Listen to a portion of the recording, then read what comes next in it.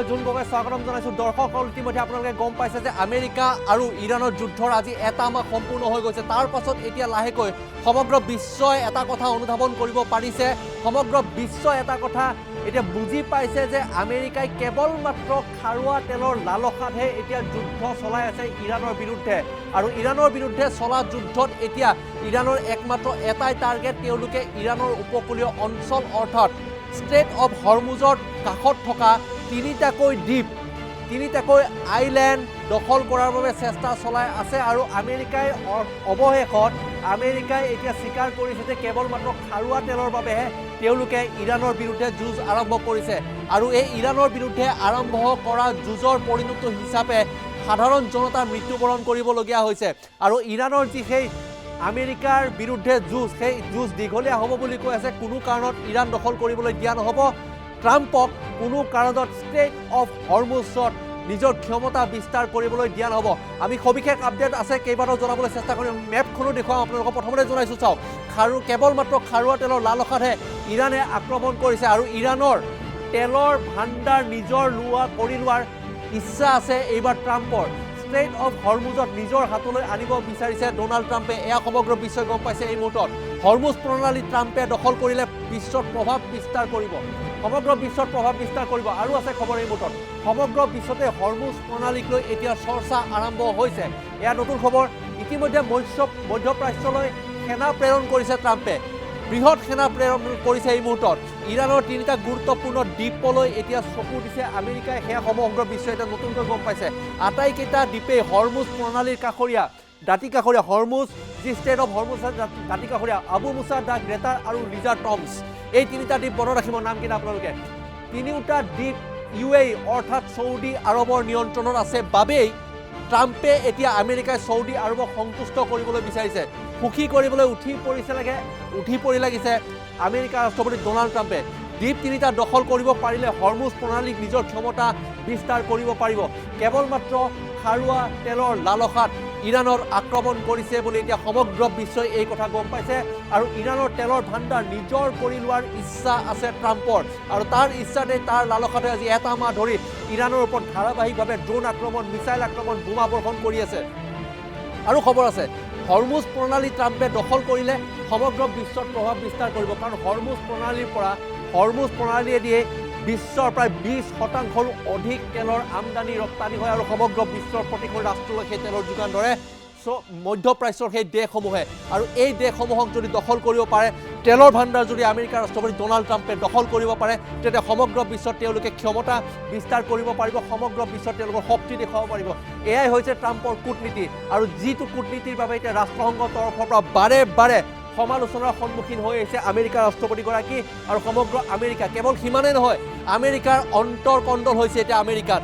আমেৰিকাৰ জনতায়ো ইৰাণৰ সমৰ্থনত এতিয়া ৰাজপথলৈ ওলাইছে। ট্ৰাম্পৰ যি কিংছ ৰুল, সেই কিংছ ৰুলছৰ বিৰুদ্ধে এতিয়া আমেৰিকাৰ জনতাই বাৰে বাৰে ধাৰাবাহিকভাৱে প্ৰতিবাদ সাব্যস্ত কৰি আছে। কোটি কোটি জনতা দেশখনৰ ৰাজপথলৈ ওলাই আহিছে। আমেৰিকা যুক্তৰাষ্ট্ৰত এনেকুৱা এটা পৰিস্থিতিৰ সৃষ্টি হৈছে, তেওঁলোকক তেলো লাগে আৰু সকলো বিশ্বত তেওঁলোকে ক্ষমতা বিস্তাৰ কৰিব বিচাৰে। 8খনকৈ ৰাষ্ট্ৰত যি শান্তিৰ কথা কয়, যি নোবেল পুৰস্কাৰৰ কথা কয়, সেইগৰাকী ডোনাল্ড ট্ৰাম্পে 8খনকৈ ৰাষ্ট্ৰত বিগত এটা মাহত বোমা বৰ্ষণ কৰিছে। এয়া ট্ৰাম্পৰ কাৰণে ভাল চিন নহয়, ট্ৰাম্পৰ ভৱিষ্যতৰ কাৰণে ভাল চিন নহয়, আৰু আমেৰিকাৰ ভৱিষ্যতৰ কাৰণে ভাল কথা নহয়। ইৰাণে বাৰম্বাৰ কৈ আহিছে যে আমাৰ ইৰাণৰ অস্তিত্ব ৰক্ষা কৰিবৰ বাবে প্ৰতিজন জনতাই ওলাই আহিব লাগিব, প্ৰতিগৰাকী নাগৰিকে ওলাই আহিব লাগিব আমেৰিকাৰ বিৰুদ্ধে যুঁজ দিবলৈ। কেৱল আমেৰিকাই নহয়, ইজৰাইলৰ তৰফৰ পৰা বহুতো বোমা বৰ্ষণ চলাই থকা হৈছে হৰমুজ প্ৰণালীক যাতে কেনেকৈ নিজৰ ক্ষমতালৈ আনিব পাৰি, কেনেকৈ নিজৰ নিয়ন্ত্ৰণলৈ আনিব পাৰি, এই সকলোবোৰ কূটনীতি পেণ্টাগনৰ পৰা দৈনিক এতিয়া বৈঠক অনুষ্ঠিত কৰি দৈনিক তেওঁলোকে কূটনীতি অৱলম্বন কৰিছে। যাৰ ফলত চৌদি আৰবৰ নিয়ন্ত্ৰণত তিনিটাকৈ দ্বীপ অতিকৈ গুৰুত্বপূৰ্ণ দ্বীপ, সেই দ্বীপকেইটা যদি দখল কৰিব পাৰে, তেন্তে তাত আমেৰিকাই যদি নিজৰ বেছ বনাব পাৰে, তাত যদি বেছ স্থাপন কৰিব পাৰে, তেন্তে সেই তিনিওটা দ্বীপ দখল কৰাৰ পিছত হৰমুজ প্ৰণালীৰে দি যোৱা ক্ৰুড অইল অৰ্থাৎ খাৰুৱা তেল তেওঁলোকে দখল কৰিব পাৰিব। সমগ্ৰ বিশ্বত নিজৰ ইচ্ছামতে নিজৰ ডলাৰ ব্যৱহাৰ কৰি তেওঁলোকে আমেৰিকাই নিজৰ সমগ্ৰ বিশ্বৰ দেশসমূহৰ মাজত তেওঁলোকে বাণিজ্য কৰিব পাৰিব, ব্যৱসায় কৰিব পাৰিব। ষ্টেট অফ হৰমুজ নিজৰ দখললৈ অনাৰ চেষ্টা, হৰমুজ প্ৰণালী ট্ৰাম্পে দখল কৰিলে বিশ্বত প্ৰভাৱ বিস্তাৰ কৰিব ট্ৰাম্পে। গতিকে এনে এটা পৰিস্থিতিৰ সৃষ্টি হৈছে, সকলোকে ক্ষমতা লাগে, সকলোৱে ছুপাৰ পাৱাৰ হ'ব বিচাৰে, সকলোকে এতিয়া কেৱল তেল লাগে। সমগ্ৰ বিশ্বত আটাইতকৈ মূল্যৱান বস্তুটো হ'ল তেল। তেল অবিহনে কোনো এখন ৰাষ্ট্ৰ নচলে বৰ্তমান সময়ত। আৰু দ্বিতীয়তে আন এটা কথা হৈছে ইউৰেনিয়াম। সোণ ৰূপ পিছত আহিব। আটাইতকৈ মূল্যৱান সম্পদ হৈছে বিশ্বৰ আটাইতকৈ পৃথিৱীখনৰ মূল্যৱান সম্পদ হৈছে ইউৰেনিয়াম। যিকেইটা দ্বীপ দখল কৰাৰ বাবে ইচ্ছা প্ৰকাশ কৰিছে ট্ৰাম্পে, সেই দ্বীপকেইটাত ইউৰেনিয়াম পোৱাৰ সম্ভাৱনা অধিক প্ৰকট হৈ পৰিছে, যাৰ বাবে সেই তিনিটাকৈ দ্বীপ যথেষ্টখিনি এতিয়া চৰ্চা লাভ কৰিছে সমগ্ৰ বিশ্বত।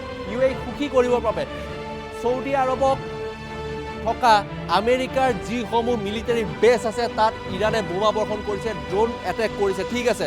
কিন্তু এই মুহূৰ্তত ছৌদি আৰবৰ সৈতে মিত্ৰতাৰ যি সম্পৰ্ক আমেৰিকাৰ যি সেই বন্ধুত্বসুলভ সম্পৰ্ক গঢ় লৈ উঠাৰ চেষ্টা চলাই আছে, সেই আমেৰিকাই একমাত্ৰ টাৰ্গেট হৈছে তিনিটাকৈ দ্বীপ। হৰমুজ প্ৰণালী তিনিটাকৈ দ্বীপ আছে দাঁতি কাষৰীয়া। আমি আপোনালোকক এইখন এই মেপখনলৈ চাওঁ, সেই মেপৰ জৰিয়তে আপোনালোকক দেখুৱাবলৈ চেষ্টা কৰিছোঁ তিনিটাকৈ দ্বীপ। আপোনালোকক জনাইছোঁ যে সমগ্ৰ বিশ্বতে সেই প্ৰণালীক লৈ চৰ্চা যিহেতু চলি আছে, সেই তিনিটাকৈ দ্বীপ যদি আমেৰিকাৰ মিলিটাৰী বেছ যদি স্থাপন কৰিব পাৰে, তেন্তে হয়তো ডনাল্ড ট্ৰাম্পে সমগ্ৰ বিশ্বত তেলৰ যিটো ব্যৱসায়, যি আমদানি ৰপ্তানি, সেই গুৰুত্বপূৰ্ণ দ্বীপকেইটাৰ পৰা চলাব পাৰিব আৰু হৰমুজ প্ৰণালীৰ ওপৰত প্ৰেছাৰ কৰিব পাৰিব। আৰু আটাইকেইটা দ্বীপেই হৰমুজ প্ৰণালীৰ দাঁতি কাষৰীয়া বুলি কৈছে। আবু মুছা, দ্য গ্ৰেটাৰ আৰু লিজাৰ টমছ। আপোনালোকে মেপত দেখিছে যে কোনকেইটা দ্বীপ, আৰু হৰমুজ প্ৰণালীত নিচেই দাঁতি কাষৰীয়া সেই দ্বীপকেইটাত আমেৰিকাই মিলিটাৰী বেছ স্থাপন কৰিবৰ বাবে ইতিমধ্যে লাখ হাজাৰ সৈন্য নিয়োগ কৰাৰ বাবে চেষ্টা চলাই আছে। পথেদি, অৰ্থাৎ ছৌদি আৰবৰ পথেদি, ছৌদি আৰৱীয় দেশসমূহৰ পথেৰে তেওঁলোকে সেই তিনিটাকৈ দ্বীপত নিজৰ সেনা নিয়োগ কৰিব। পৰৱৰ্তী সময়ত আমি আপোনালোকক জনাম যে আচলতে সেই দ্বীপকেইটাক লৈ পেলাই ইৰাণে কেনেকুৱা ধৰণৰ পৰিকল্পনা কৰিছে, ইৰাণৰ কি পৰিকল্পনা, আৰু ইৰাণ আৰু আমেৰিকাৰ যুদ্ধৰ মাজত যিটো জিঅ'পলিটিক্স, যিটো ভৌগোলিক ৰাজনীতি, সেই ভৌগোলিক ৰাজনীতিৰ ক্ষেত্ৰত কেনেকুৱা ধৰণৰ প্ৰভাৱ বিস্তাৰ কৰিছে, ভাৰতত কেনেকুৱা ধৰণৰ প্ৰভাৱ বিস্তাৰ হৈছে বা ভাৰতত কেনেকুৱা ধৰণৰ প্ৰভাৱ পৰিছে। ভাৰতে যিহেতু LPG ক্ৰাইচিছ হৈ আছে আমাৰ সমগ্ৰ দেশত, বাৰম্বাৰ ভাৰত চৰকাৰে কৈ আছে যে কোনো ধৰণৰ গেছৰ নাটনি হোৱা নাই, কোনো ধৰণৰ পেট্ৰলিয়ামৰ নাটনি হোৱা নাই। গতিকে LPG ক্ৰাইচিছৰ ক্ষেত্ৰতো কেইবাটাও নতুন খবৰ আহি পৰিছে। ইতিমধ্যে আপোনালোকক জনাইছোঁ যে ডনাল্ড ট্ৰাম্পে, আমেৰিকা আৰু ইজৰাইলে লগ লাগি ডনাল্ড ট্ৰাম্পে ইৰাণৰ ভূমিত নিজৰ অধিকাৰ সাব্যস্ত কৰিবলৈ চেষ্টা কৰিছে, নিজৰ কালচাৰ তাত প্ৰয়োগ কৰিবলৈ চেষ্টা কৰিছে। তাৰ বিষয়ে আপোনালোকক জনাই আহিছোঁ। পৰৱৰ্তী সময়ত আপোনালোকক জনাবলৈ চেষ্টা কৰিম যে হৰমুজ প্ৰণালী দখল কৰিবলৈ ইৰাণে যি প্ৰচেষ্টা অব্যাহত ৰখা আমেৰিকাক বাধা প্ৰদান কৰি আছে, সেই আমেৰিকাই পৰৱৰ্তী সময়ত কি পদক্ষেপ লয় সেয়া আপোনালোকক জনাবলৈ চেষ্টা কৰিম, আৰু জিঅ'পলিটিক্সত ৰাষ্ট্ৰসংঘৰ তৰফৰ পৰা কি প্ৰতিক্ৰিয়া আহে সেয়াও জনাবলৈ চেষ্টা কৰিম।